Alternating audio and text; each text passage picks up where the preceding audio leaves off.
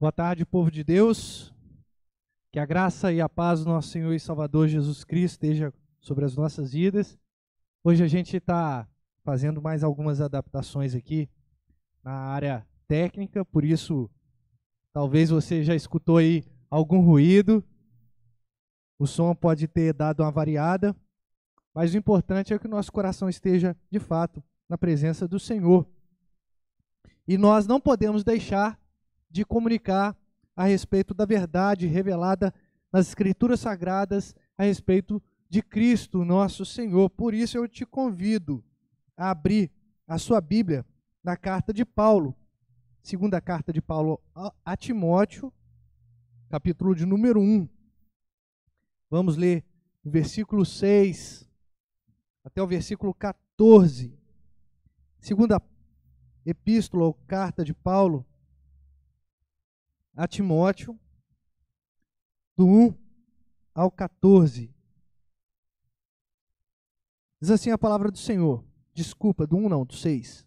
Por esta razão, pois te admoesto, que reavives o dom de Deus que há em ti pela imposição das minhas mãos. Porque Deus não nos tem dado um espírito de covardia, mas de poder, de amor e de moderação. Não te vergonhe, portanto, do testemunho do nosso Senhor, nem do seu encarcerado, que sou eu. Pelo contrário, participa comigo dos sofrimentos a favor do Evangelho, segundo o poder de Deus, o qual nos salvou e nos chamou com santa vocação, não segundo as nossas obras, mas conforme a sua própria determinação e graça que nos foi dada em Cristo Jesus, antes dos tempos eternos, manifestada agora pelo aparecimento do nosso Salvador Cristo Jesus, o qual não só destruiu a morte, como trouxe luz e vida e imortalidade mediante o Evangelho, para o qual eu fui designado pregador, apóstolo e mestre, e por isso estou sofrendo essas coisas. Todavia, não me envergonho, porque sei em quem tenho crido. Estou certo que Ele é poderoso para guardar o meu depósito até aquele dia. Mantenha o padrão das sãs palavras que de mim ouviste, com fé e com amor que está em Cristo Jesus. Guardai ou guarda o bom depósito mediante o Espírito que habita em nós. Vamos fazer mais uma oração?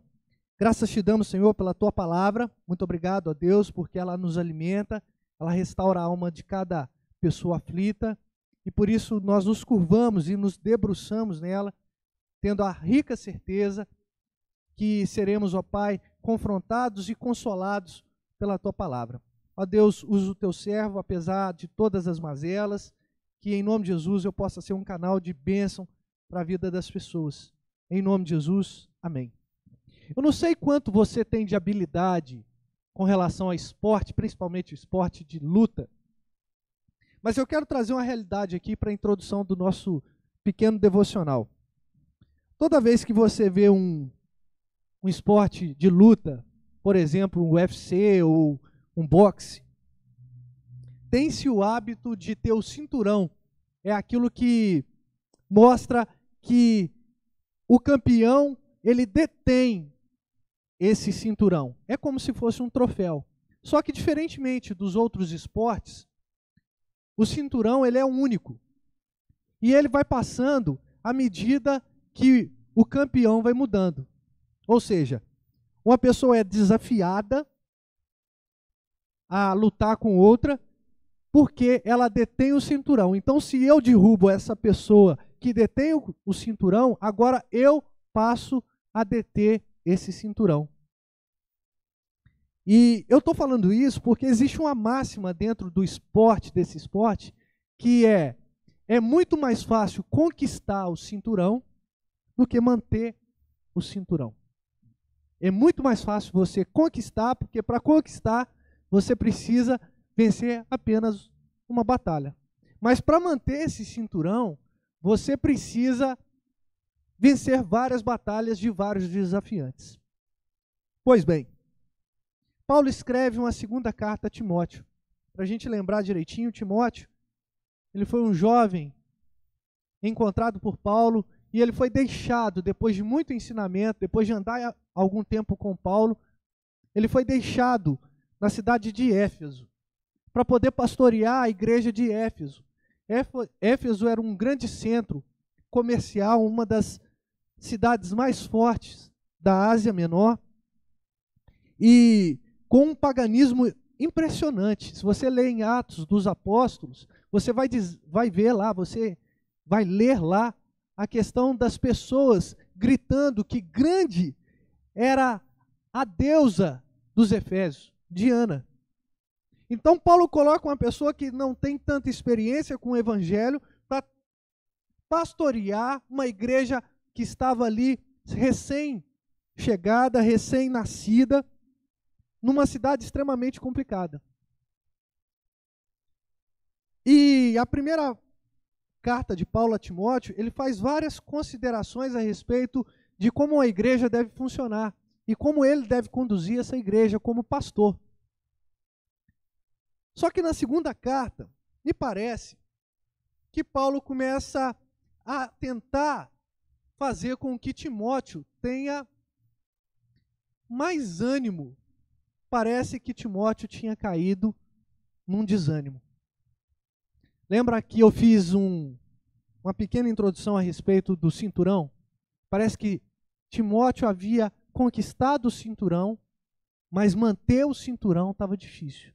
Timóteo tinha conquistado a confiança, toda a vontade de trabalhar, mas ao longo da caminhada parece que foi ficando muito difícil. E aí eu já quero começar a aplicar sobre as nossas vidas. Nós estamos passando por momentos que, às vezes, achamos que não vamos aguentar. Foi muito fácil começar as primeiras semanas da quarentena. Foi muito fácil e foi até um alívio ter a questão de alguns dias ali de férias. Talvez muitos estavam anos já sem tirar férias. E estavam empolgados ali com aquele momento familiar. Vou colocar a minha série em dia, vou ler o meu livro favorito, vou assistir alguns sermões de pregadores expoentes. Mas quando o tempo vai passando, as pessoas vão ficando cansadas, sobrecarregadas de certas situações. E parece que é exatamente o que estava acontecendo com Timóteo. E Paulo ele faz uma introdução, Paulo faz uma saudação padrão paulina, você vai ver isso em todas as cartas, ele mostra o seu apostolado, ele diz o quanto ele ama aquele irmão querido Timóteo, e ele fala que está orando por Timóteo. E quando ele fala que está orando por Timóteo, a gente começa a entender o que está dizendo a partir do versículo 6. Que por conta das orações que Paulo está fazendo, por esta razão, eu te peço, eu te admoesto, vou te advertir aqui, Timóteo, que reavives o dom de Deus que há em ti. E quando eu for aí, pela imposição das mãos, porque existia uma pretensão de Paulo em voltar em Éfeso e visitar não só os irmãos, mas também o querido Timóteo. Reparem bem, não há problema num cristão estar desanimado. Não há problema para um cristão passar alguma dificuldade, alguma peleja, alguma agrúria da vida. Mas existe a questão de não permanecer nesse estado. E Paulo está fazendo um convite, falando, olha, a minha visita vai ser tão proveitosa para você, Timóteo, a ponto de que você vai poder reavivar o dom de Deus que já há em ti pela imposição das minhas mãos. Nós sabemos da autoridade de Paulo enquanto apóstolo, mas eu quero trazer a conexão para os dias de hoje. Nós precisamos reavivar no nosso coração o dom que já há em nós. O dom ele não cessa em nós, O Espírito Santo, ele não se aparta uma vez que ele já habitou em nosso coração de maneira salvífica. Nós que temos o Espírito Santo de Deus, nós vamos observar que nós também produzimos os frutos do Espírito, ou o fruto do Espírito. E isso não é desassociado do cristão, em hipótese nenhuma. Em hipótese nenhuma. Agora, eu quero chamar a atenção quanto é importante o momento de interação, o momento de comunhão que nós crentes devemos ter. Paulo estava com um desejo enorme de se apresentar e de ir até a Timóteo, porque ele sabia que a presença dele ali era benéfica para o querido irmão que estava passando por dificuldades. E aí eu quero perguntar, você, a sua visita, a sua presença em determinados grupos é benéfica? Reaviva, traz chama. Você já viu pessoa que a gente gosta de estar perto, porque é uma pessoa extremamente alegre, contagiante. Ele fala assim, Timóteo, presta muita atenção, porque Deus não é um Deus que dispensa sobre o seu povo a covardia. Muito pelo contrário. A gente vai ver inúmeras histórias do Antigo Testamento que o povo de Israel estava pelejando em menor número de pessoas e foi vitorioso. Por quê? Justamente porque Deus não dá um espírito covarde ao seu povo. Mas repare que quando Paulo faz o contraponto, ele não fala que dá um espírito de valentia. Mas ele fala a respeito de um espírito poderoso, um espírito de amor, um espírito de moderação. Ou seja, para a gente conseguir sair das amarras da covardia, a gente não precisa de valentia. A gente não precisa ser valente. A gente precisa amar. A gente precisa entender que o poder de Deus está sobre nós e com nós, ou conosco. E um poder de moderação, o que seria isso? É aquela pessoa que tem... Qual foi o testemunho de Cristo? O testemunho de Cristo foi justamente ser humilhado, foi justamente ser escarnecido, mas não pecar.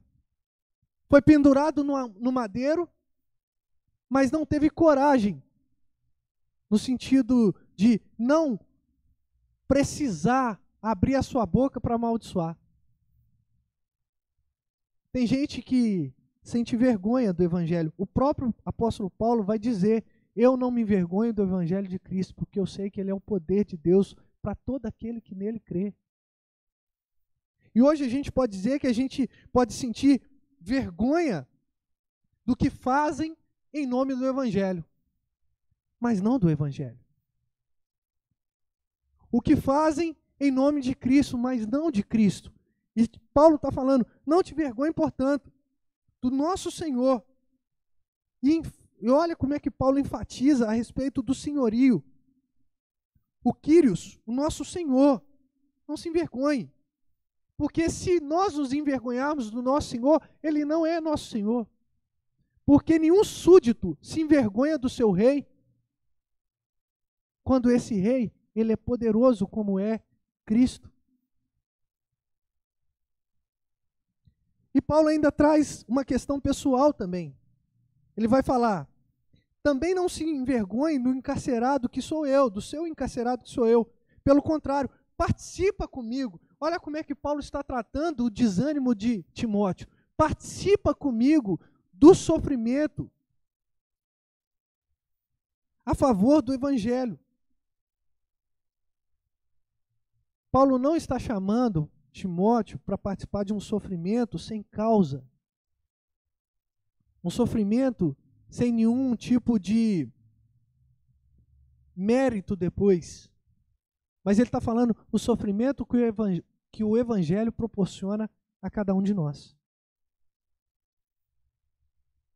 Segundo o poder de Deus. E por que nós não devemos? Aí é muito importante a gente parar e prestar atenção nesse versículo de número 9. Segundo o poder de Deus. Por quê? porque Deus nos salvou. Olha só, foi Deus quem nos salvou. Isso é muito importante, parece uma coisa muito simples, mas muitos meios cristãos, que se dizem cristãos, não acreditam nessa verdade, que Deus nos salva. Acreditam que as obras salvam. Olha só, que Deus nos salvou e nos chamou com santa vocação, ou seja, nós somos chamados como eleitos do Senhor. E não segundo as nossas obras. O que cai por terra aqui é a questão da presciência de Deus. Deus previu quem ia crer. Não, Deus os salvou conforme a sua própria determinação e graça que nos foi dada em Cristo Jesus antes dos tempos eternos. Ou seja, Deus já te elegeu antes da fundação do mundo. As obras que nós praticamos, obras boas, não são para chamar a atenção de Deus ou para Ele escrever o nosso nome no livro da vida. As obras que praticamos é o resultado da salvação que já opera em nós antes da fundação do século. Esse é o maior erro teológico que nós vivenciamos nos nossos dias. As pessoas atribuírem a obra da salvação ao próprio ser humano. A gente pergunta às pessoas, se chegar no céu e falar assim, por que eu devo entrar no céu? Participar do gozo eterno. Ah, porque eu fui muito bonzinho, eu fiz tantas obras de caridade, eu distribuí cesta básica, eu ligava para os velhinhos no momento de dificuldade, eu ajudava fulano a atravessar a rua. Não, não é isso. A resposta correta para isso é que o sangue do Cordeiro me lavou de todo o pecado. E como consequência dessa lavagem maravilhosa que nós recebemos, nós praticamos as boas obras. E essas boas obras, elas têm como finalidade apontar não para o nosso mérito, mas sim para o de Cristo, que foi dada em Cristo Jesus. Em Cristo Jesus, manifestada, portanto, agora pelo aparecimento do nosso Salvador, Cristo Jesus. A manifestação de Cristo, ela é a manifestação da salvação. Se um dia você foi impactado pela obra de Cristo, você foi impactado com toda certeza pela salvação. Você já é parte do povo que vai ser o povo que vai morar no céu. Essa é uma realidade que deve encher o nosso coração. E repare que Paulo está explicando isso a Timóteo para ele não esmorecer. Então, o que Paulo está querendo dizer a cada um de nós nessa tarde? O que o Espírito Santo está querendo dizer a cada um de nós nessa tarde? É que a salvação ela é totalmente suficiente para nos dar ânimo de vida. Repare que Davi, quando ele compôs, e aí fugiu da memória o Salmo, ele fala, restaura, se não me engano, o Salmo 32 ou 51, restaura em mim, Senhor, a alegria da salvação. O que traz alegria ao ser humano é a salvação. A gente pode ficar decepcionado, a gente pode ficar frustrado com certas situações, mas a salvação, ela deve encher a nossa vida de alegria. Encher a nossa vida de expectativas santas, porque o Senhor ele é poderoso.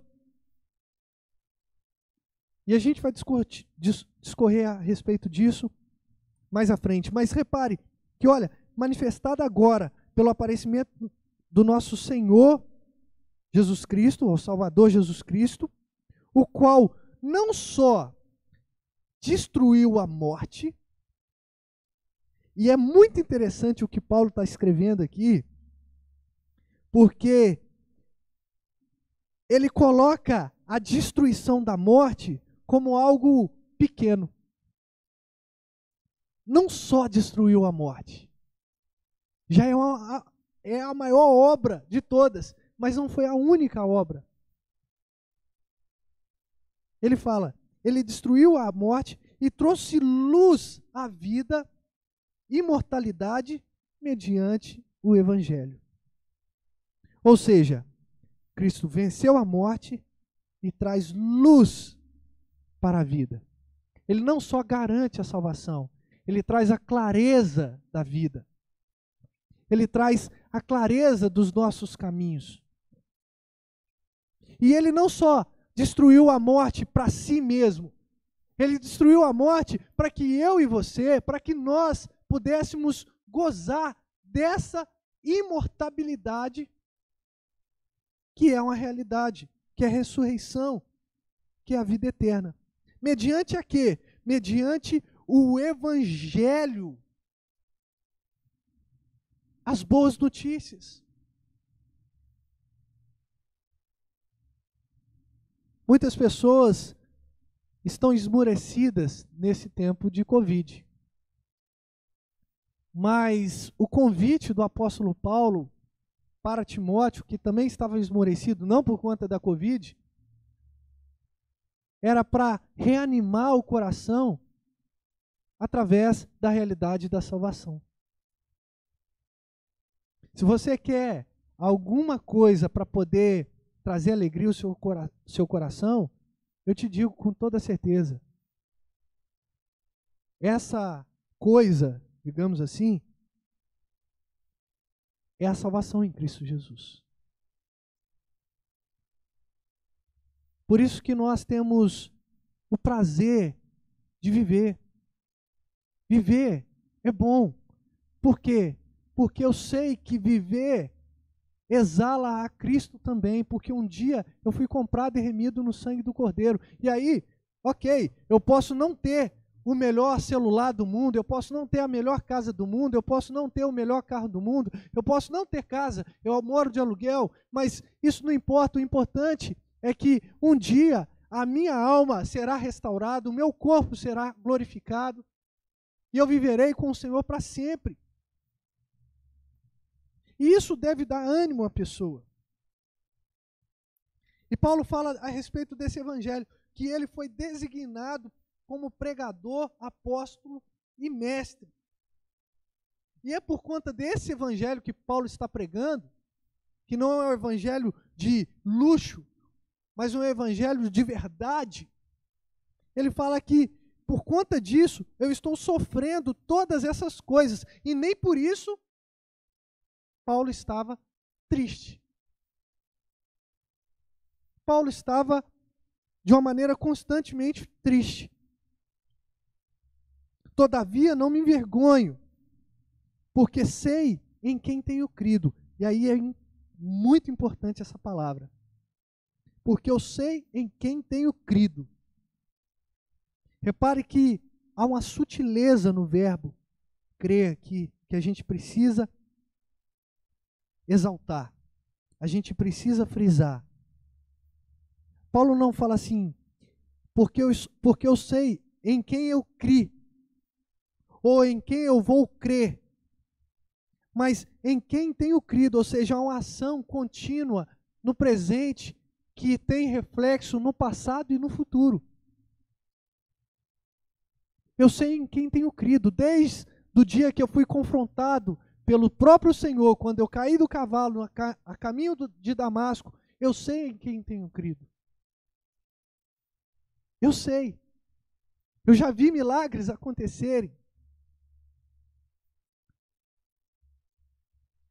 Eu já vi coisas maravilhosas acontecerem. Paulo está falando exatamente isso. Eu sei em quem tenho crido. E não são esses momentos de dificuldades que vão me fazer esmorecer. E ele não termina essa sentença aí. Ele sabe em quem crê de uma maneira constante, sem vacilar. E essa fé é importante, irmãos. Uma fé que não vacile. É difícil manter esse tipo de fé. Uma fé que não vacila. Eu mesmo, e aí eu vou falar igual o pastor Jeremias Pereira, da 8ª Igreja, gosto muito do pastor. Vamos abrir o confessionário aqui, público. Eu tenho uma fé, às vezes, oscilante. Eu preciso caminhar mais com a minha fé. Eu preciso ser mais vibrante com a minha fé. Eu preciso crer mais. Só que essa é a realidade de muitos crentes e muitos estão abandonando o barco mediante aos percalços da vida. E nós não abandonamos barcos em meio à tempestade, querido. Aliás, crente não abandona barco. Nós adoramos ao Senhor nos momentos de tempestade, mas adoramos ao Senhor também em momentos de bonança. Por quê? Porque estou bem certo que Ele é poderoso para guardar o meu depósito até aquele dia. Ou seja, eu sei em quem tenho crido, e esse em quem tenho crido, Ele é poderoso para guardar o meu depósito, o meu penhor, até aquele dia. Que é aquele dia? O dia que Cristo vier nos buscar. Às vezes a gente tem o hábito de guardar o dinheiro no banco e a gente vai fazendo aquela famosa poupança com a finalidade, às vezes, de reformar uma casa, de comprar um veículo ou pagar alguma coisa que seja importante. E a gente tem a plena convicção de que esse dinheiro vai estar guardado com toda a segurança do banco e ainda com um pequeno rendimento, que hoje é muito pequeno mesmo, né? Mas a gente tem essa segurança. Meu dinheiro está lá, eu tiro o extrato e vejo no extrato que ele está lá. Mas a gente às vezes confia muito mais em banco do que no sangue do Cordeiro. Muito mais no dinheiro que está depositado lá do que na salvação que está depositada pelo próprio Cristo. Ele é poderoso para guardar o meu depósito até aquele dia. E por isso eu não me envergonho. Olha que Paulo vai falar, mais uma vez, de vergonha. Não se envergonhe. Eu não me envergonho. Não se envergonhe, Timóteo. Porque eu sei quem tenho crido. E sei que Ele é poderoso para guardar o meu depósito. Mantenha o padrão das sãs palavras que de mim ouvistes com fé e com amor. E que está em Cristo Jesus. Aqui é uma outra questão que eu quero que você preste atenção. Quando Paulo faz a seguinte afirmação, por exemplo, na primeira carta aos Coríntios, o capítulo de número 11, que é a instrução da ceia, ele fala assim: porque eu recebi do Senhor o que também te entreguei, ou vos entreguei. Ele fala: mantenha, Timóteo, o padrão das sãs palavras que de mim ouvistes, com fé e com amor, que está em Cristo. Ou seja, tudo o que eu falei para você, Timóteo, não veio da minha cabeça, não veio do meu coração, não veio da minha experiência como um fariseu, como um observante da lei, veio do próprio Cristo.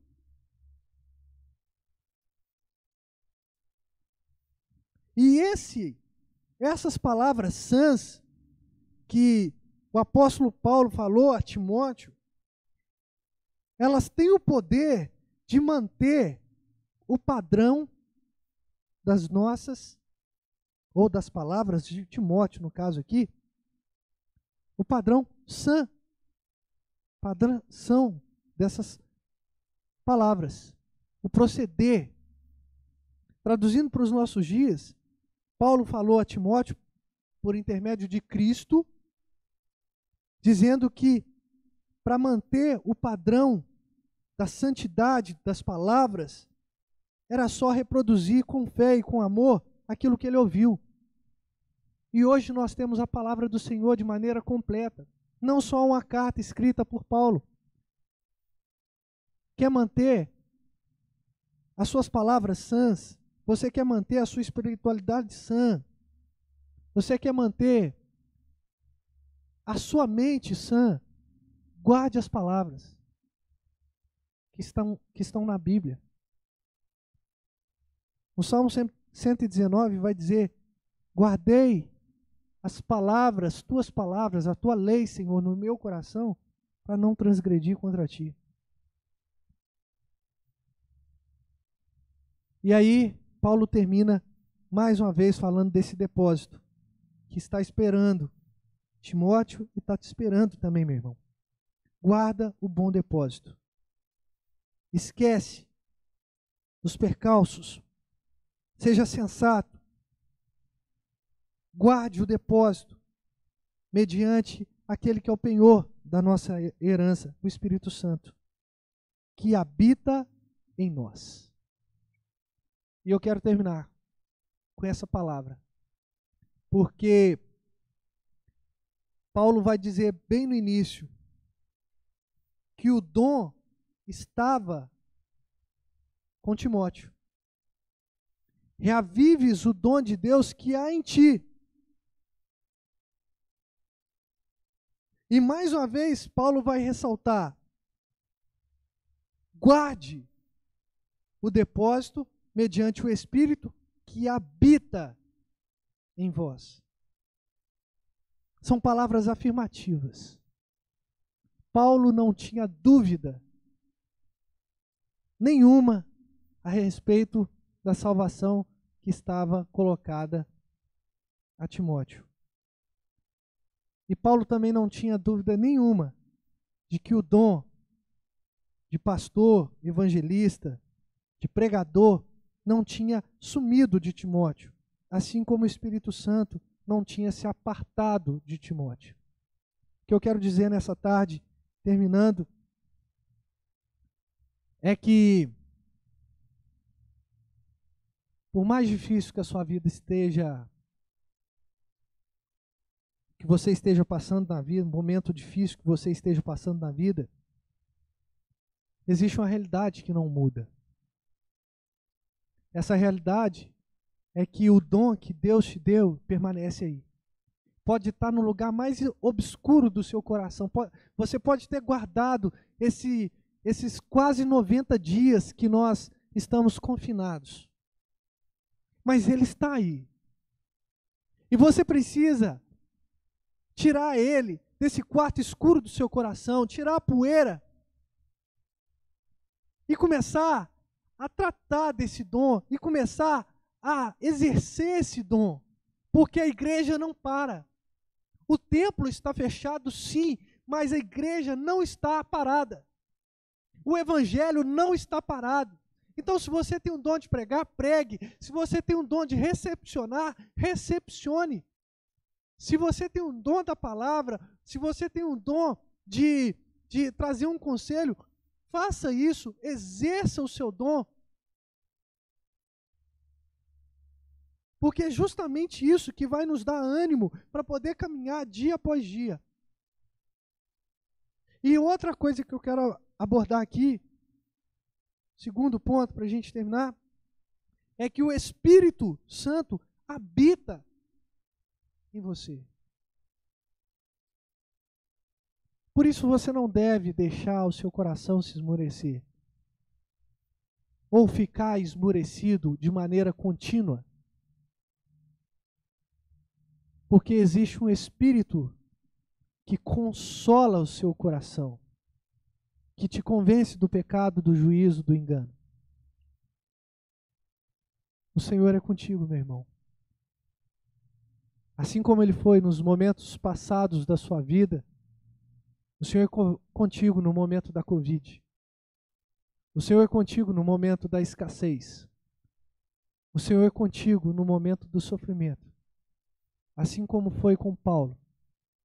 E a gente não vê em carta nenhuma Paulo dizendo que estava arrependido de ser fiel ao Senhor. Muito pelo contrário. A gente vê trechos na Bíblia dizendo que ele combateu o bom combate. Em outros momentos, João vai falar que ele estava, de fato, convicto que o Senhor tinha a vida eterna para entregar a ele. Está em Apocalipse. Por isso, não deixe o seu coração desanimado. Anime-se. Não veja somente um lado que está sendo nos apresentado. Olhe pela perspectiva cristã. Assim foi com Cristo. Sofrimento, depois glória. Assim também será com a gente. Sofrimento no tempo presente, mas nada que se compare à glória que há de nos ser revelada em Cristo Jesus, o nosso Senhor. Vamos orar ao Senhor. Pai, nós agradecemos ao Senhor por esse momento de devocional, essa pequena palavra que nos encorajou, que nos trouxe um ânimo, que nos trouxe um novo respirar. Em nome de Jesus, esse efeito revigorante da Tua palavra possa de fato inundar o nosso ser, inundar a nossa vida, e que nós possamos de fato experimentar a Tua boa, perfeita e agradável vontade. Cuida, Senhor, dos nossos irmãos que estão em casa, que talvez já estão cansados, sobrecarregados e querem de alguma forma espairecer a sua mente, que eles possam sentir-se refugiados no Senhor, na Tua palavra, abrigados na Tua Escritura, Senhor, nas Suas leis que tranquilizam o nosso coração. Cuida, Senhor, assim como o Senhor cuidou do Teu servo Timóteo, que o Senhor cuide de nós também, e que nós possamos reavivar o dom que há em nós, que possamos lembrar que dentro de nós habita o Teu Santo Espírito. É o que nós pedimos e te agradecemos em nome de Jesus.